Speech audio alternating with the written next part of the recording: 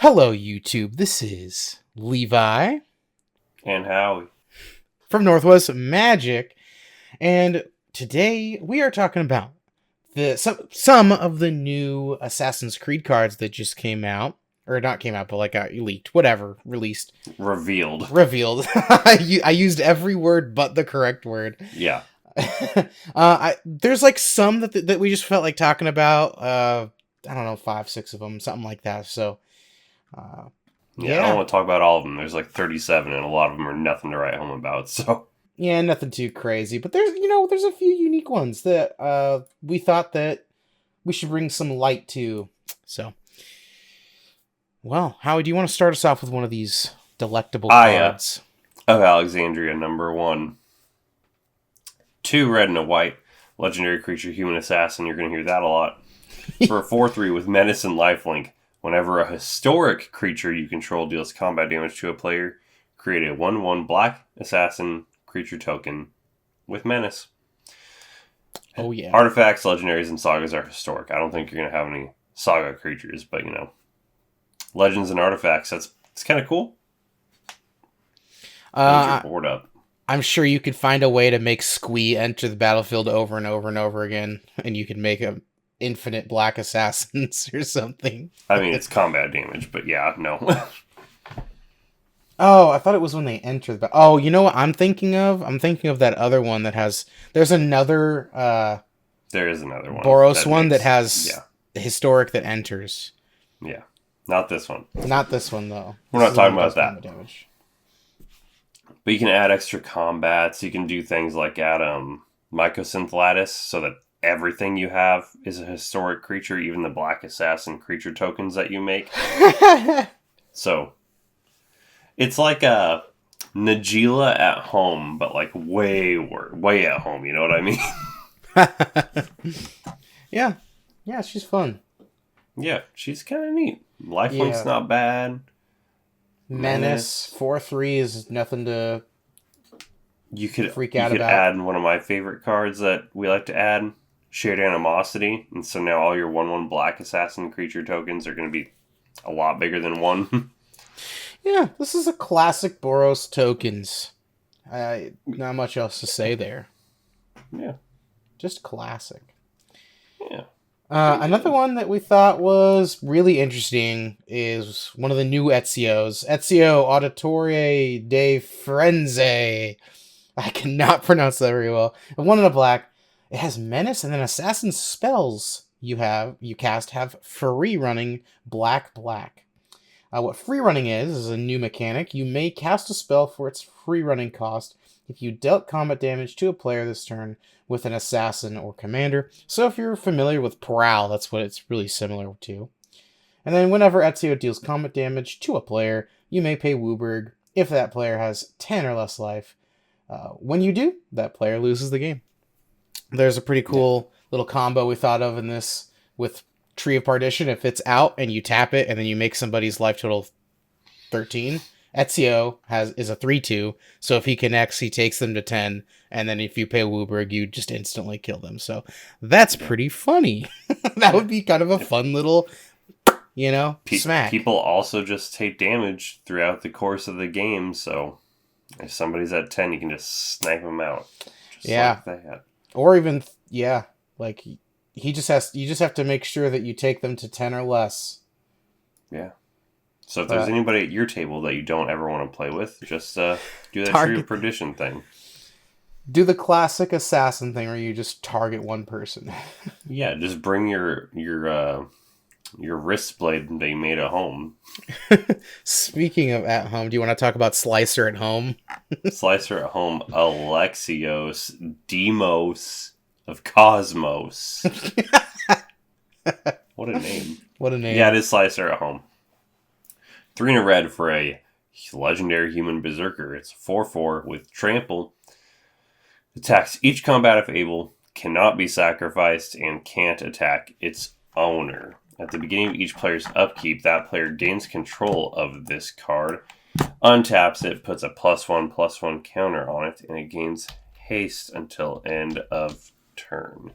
Now, Slicer has double strike, haste, costs less on the backside, but it's also goaded. So Slicer eventually will attack yourself.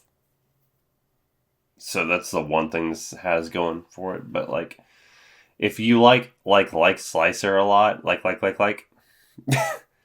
then, but it's too powerful for your group because Slicer is like leans into CDH a bit.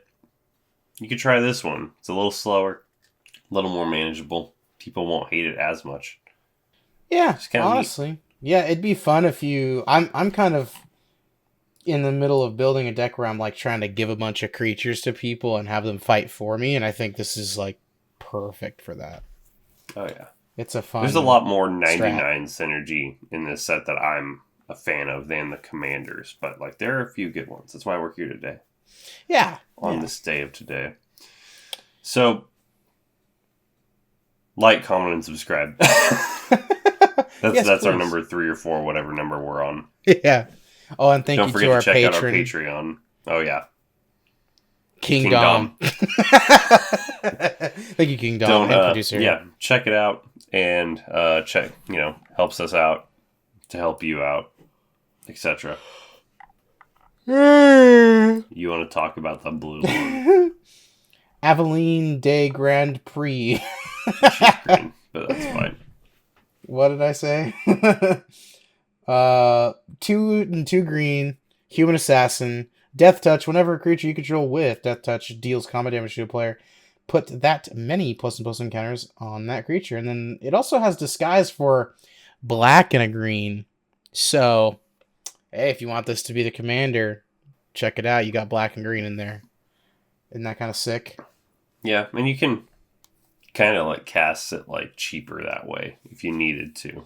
Yeah. Then, like pay more mana all together over the course of 2 turns. Yeah, it is really weird. Disguise, I really wish. I think this one's interesting because there are a lot of 1 mana green and black creatures that just have death touch or even 2 mana. And they built-in evasion, maybe. So you're probably going to get in. So people are either going to block it and kill their creatures, which people don't want to do, or they're going to let it everything get huge. Yep. Like over the course of a couple turns. Yeah. Yeah, basically, it looks like the game plan is to just get your creatures out, have them attack and hit, because you're probably going to hit a lot more often than most, and it's just going to get bigger and bigger and bigger. Yeah. And then you'll just have to protect yourself with some of the good green spells that are in there to try to like build your army. It's a nice, easy strat, but yeah, it is a little telegraphed. You're probably going to be garnishing some hate if you play this. Yeah. Or some eyes. Maybe not hate. Nobody's going to hate you, but they're going to be like... I think this one's kind of fun. It's not too bad. Yeah, you also have things strong. like, I was just trying to look this one up. I can't remember what it was called. It's called Hooded Blightfang. It's 3 mana for a snake. It's a 1/4 with death touch. Whenever a creature you control with death touch attacks, each opponent loses a life and you gain a life. And whenever a creature with death touch deals damage to a planeswalker, destroy that planeswalker. Whatever about that line. Yeah. But like, there's some death touch synergies out there. Obviously, Orin Frostfang comes to mind. He gives all your creatures death touch. Yeah. Which everything's probably already going to have death touch, but he's still good card draw. And then there's I think he's the most popular green commander. What's that guy's name? From Kaldheim? I don't know, Garuk or something. No. I don't know. The Fang Bearer. Oh, yeah, he also does death touch deals combat damage to a player. They get 2 poison counters. That's another win con right there. It's just... Yeah. That can come out of nowhere if you have a board built up and then like... You slam him down real quick? Slap him down, and all of a sudden you do what Ezio really wanted to do, but they didn't have to go down to 10 life. Do what Ezio really wanted to do. Yeah, that's more of an assassinate right there in my eyes. You didn't have to pay Wooberg for it. Yeah, he doesn't have to. Yeah. Yeah. It's kind of neat. It's kind of neat. Very neat. Very, very neat. And then, lastly... Leonardo da Vinci. Can you believe it? We have real historic people in the Magic the Gathering game. 2 and a blue, legendary creature, human artificer, 3 blue, until end of turn. Thopters you control have base power toughness XX, where X is the number of cards in your hand. And then for 2 blue and tap, draw a card, then discard a card. if the discarded card was an artifact card, exile it from your graveyard. If you do, create a token that's a copy of it, except it's a 0/2 Thopter artifact creature token with flying in addition to its other types. So I personally love that you're getting some double value there. You're drawing a card and then you're discarding, but you're not even really losing the thing you're discarding. Oh yeah. It's turning into a 0/2 Thopter. That first is awesome. part is the mass pump is huge. And the mass pump. Especially on a commander. Like honestly, he's got your engine and the win condition on him. Yeah. That's really good. Especially in mono blue. It's not a typical mono blue strategy. It reminds me of like, not really the same thing, but like Jetmir, right? How it's just like a mass pump in the command zone. Yeah, having a mass pump in the command zone is nice. Yeah. Being an engine and the win con in the same card is always welcome in my eyes. Yeah. But yeah. There's a lot of things you want in a commander, but as long as you hit like 2 of them, like, we're good. Other than that, there are other ones. Like you said, there's 32 legends. 37. Oh yeah, 37. There's quite a few. Not all of them are too crazy. These are just some of the ones we found interesting. Let us know down in the comments if you found any that are really cool, like that you want to talk about, or that we should have talked about. Something I saw. I saw some memes and people are upset because I guess Leonardo da Vinci was left-handed. Look at the art. Oh, he's writing with his right hand. Zoom in on yourself in editing and be like, he's not. Oh no. So people were upset about that, I guess. So also comment if you're left or right-handed, or if you even care about Leonardo's freaking hand, man. Leonardo was a planeswalker in real life. He made Thopters with base power and toughness XX. Alrighty, folks. Where X is the number of hands that he's right-handed. Whatever.